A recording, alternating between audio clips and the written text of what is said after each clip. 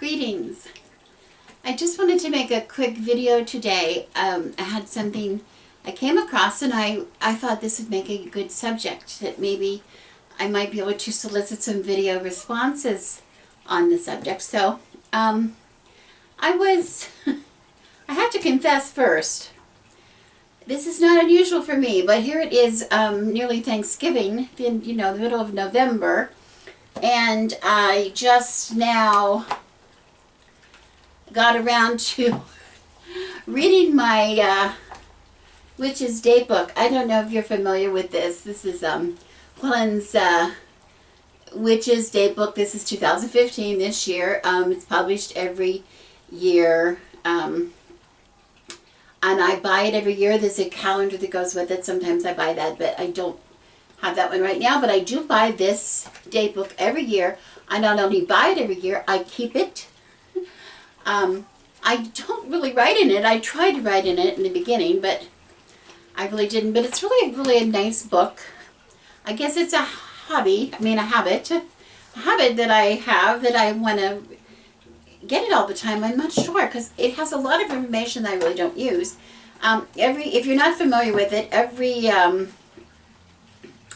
it's week by week, and every week, I don't know if you can see, but there's, of course, spaces to write, appointments and things. But the good things about it, it has on every day, it has, if it's a special day, it'll say in text what it is.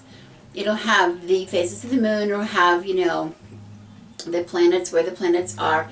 It'll have color correspondences for the day, those kind of things. And then it usually every week has some kind of some interesting little bit of text here. This happens to be from February, and this is talking about the camellia, the very magical properties of this flower, camellia flower. And it's just a little thing, and these little things are put in here by contributing writers. Every year they're a little different, I think. And then, of course, sometimes in the front or in the back, there is, here in the appendix,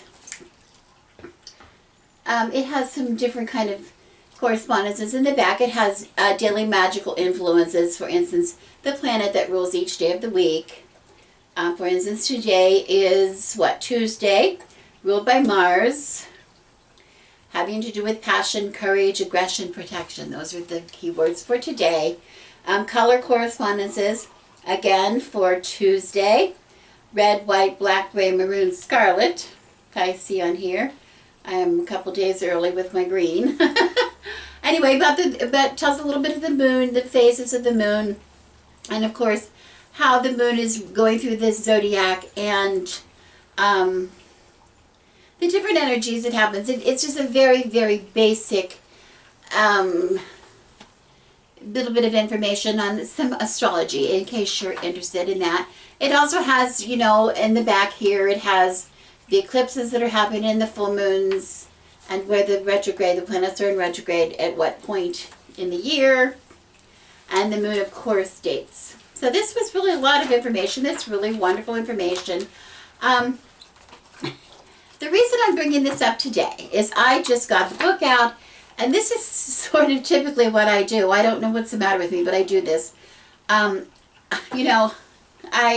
had this a long time, and I'm just now really getting to really sit down and read these little contributing little bit of art, the little articles in here that are, some of them are, there's some recipes and things in here. It's sort of interesting. But I came across this one, and this is what's really killing me, because this was from the very beginning of the book, before we even got into the calendar.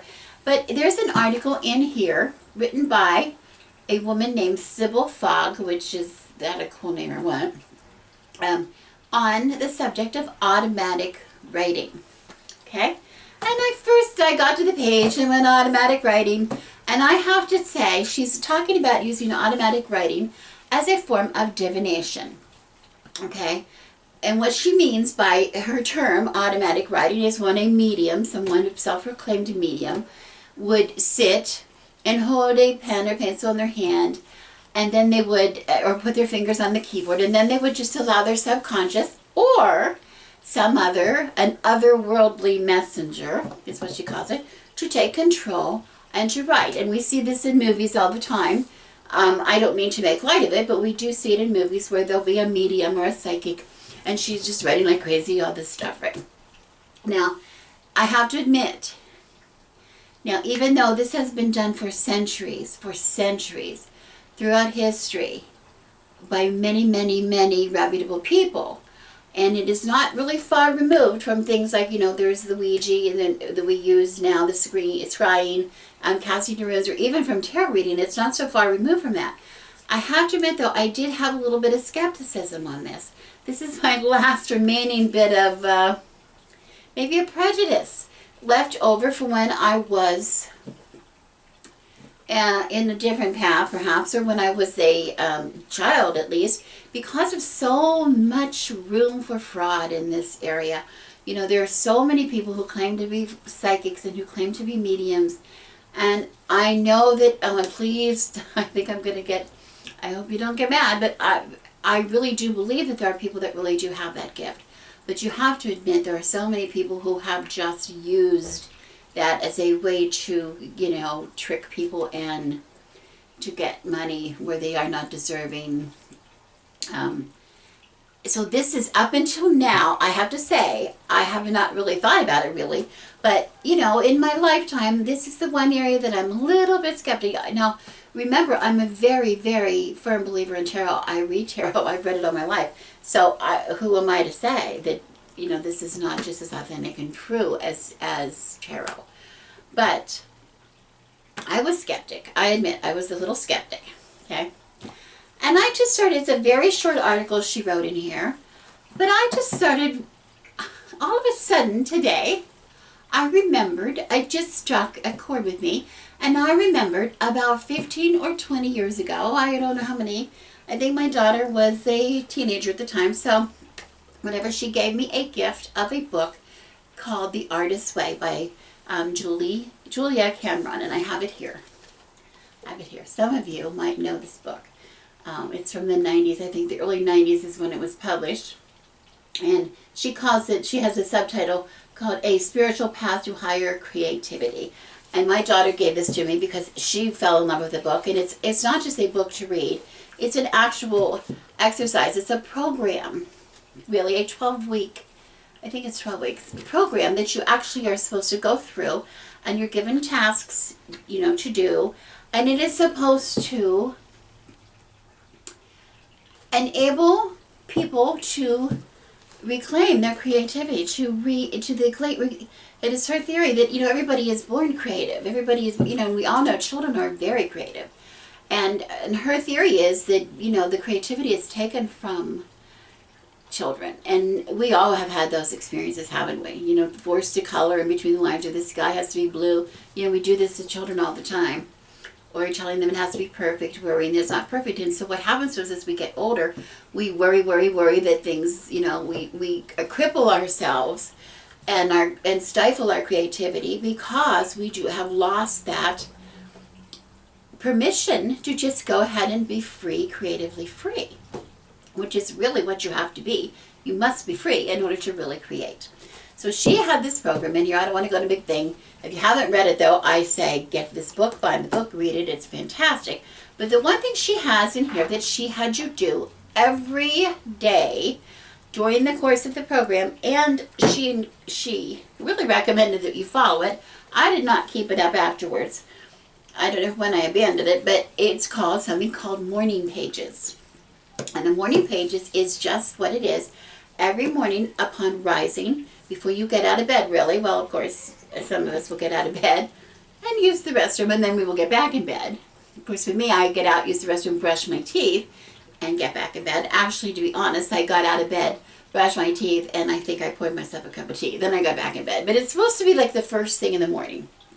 First thing in the morning, where you're undisturbed, you're not talking, you're not engaging in conversations with other people, etc. Okay, and you are doing Morning Pages. You are supposed to do 3 entire pages of what is called really automatic writing in longhand, writing it out, no computers, with a pen or pencil. And you must put your pen to the paper, and you must not stop writing until you reach 3 full pages.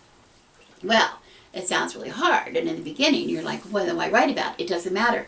If you can't think of what to write, you write, I don't know what to write, I hate this is stupid, why am I having to do this? It just matters that you keep writing. Well, what I found with that is very quickly, is all of a sudden these things just came into my head and I started writing. And I didn't just start writing, I started, this is where you start dumping. Oh my goodness. I remember times when my parents were visiting and I was writing, oh, my mother is just an asshole. Like I was writing stuff that I would never say, and I would, And the point is, you just write. But what I really found interesting about this was that I not only started to write, but somewhere along the line, my writing started to make sense in that I had this point I was making. And I had point, and I would support the point with points. And I would come, and by the time I reached the bottom of page 3, I had come to a really, believable conclusion of this nonsense. It had made sense, and it came to a conclusion. Well, I thought that was such a wonderful experience. I mean, I laugh at it when I think about it, but I want to tell you, the experience to me was that my consciousness really had nothing to do what I had written with what I had written on that page. It did not come from my consciousness. It did not come from my conscious feelings about what was going on in my day, or my conscious feelings about what I thought or felt that I, would admit to during the day. It was stuff that was just coming from I don't know where. At the time I thought nowhere. Just coming from nowhere. And it was coming out.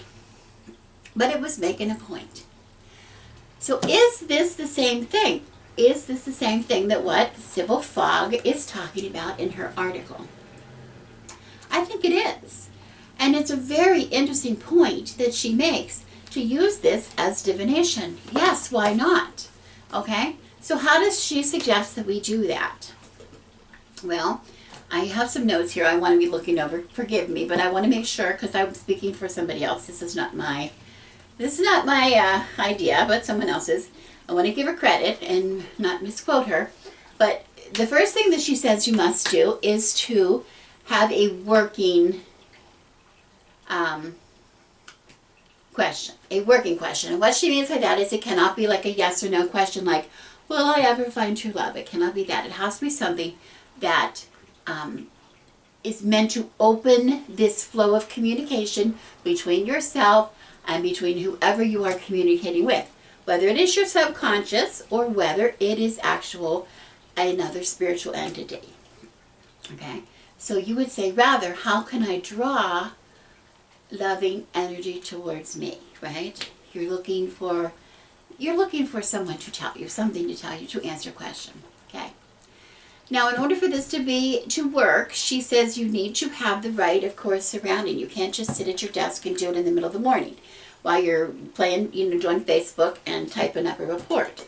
This has to be something that you set aside a specific time. You need a quiet space. You need a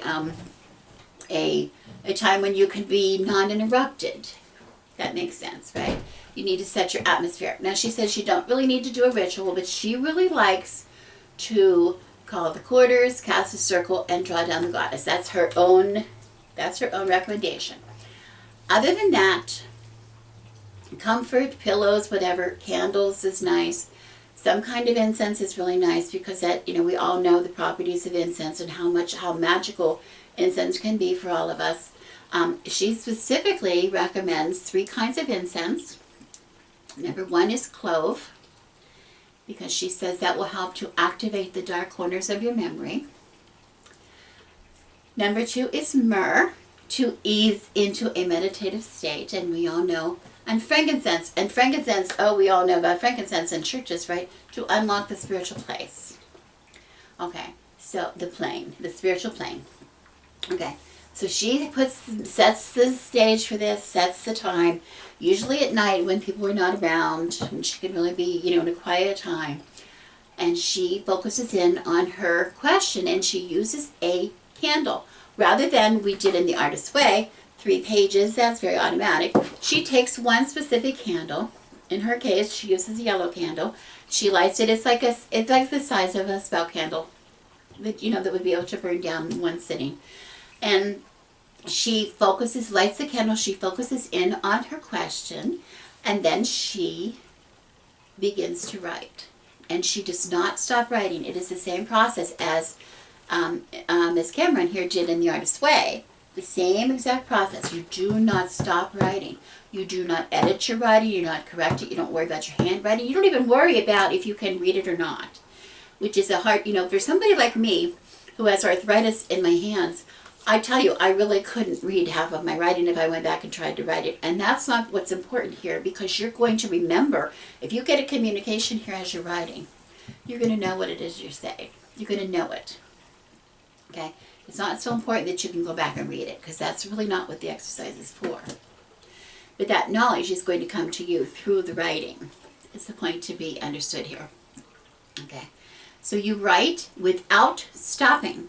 You just, whatever writes, even if it's just lines, if it's dashes, if it's curlicues, whatever, in between words, if no words come to your mind, you just don't write, you just keep writing, just keep writing until that candle burns down. Now, if you're in the place when the candle burns down and you still have more to say, you can continue, but you must continue until the candle burns down.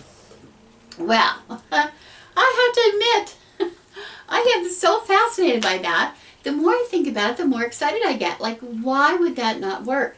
I've had the experience, and if you have, like me, have had the experience doing the morning pages in the Artist's Way, I'm very, very curious to see if you ever have carried that over into your spiritual life and used it as a form of divination. Please let me know if you have. Please let me know if you think you might want to give it a try, or you try it, and then we'd love to know the results. I think that would be fascinating. I'm just very, very, very curious. I think I want to do it myself. I don't know when I'm going to be able to do it, to be honest. Right now is a busy time, and I think it's a busy time for a lot of us. But it's something that I'm going to definitely, I'm going to keep this book around to remind me to try to do that. Maybe that's something I can do when the lull of the holidays gets over. But anyway, so please give me a response, a video response on the subject. Anything you know, I would appreciate anything you know about this. So anyway, thank you for listening. I'm Rebecca, and I wish you blessings. Cheers, Rebecca.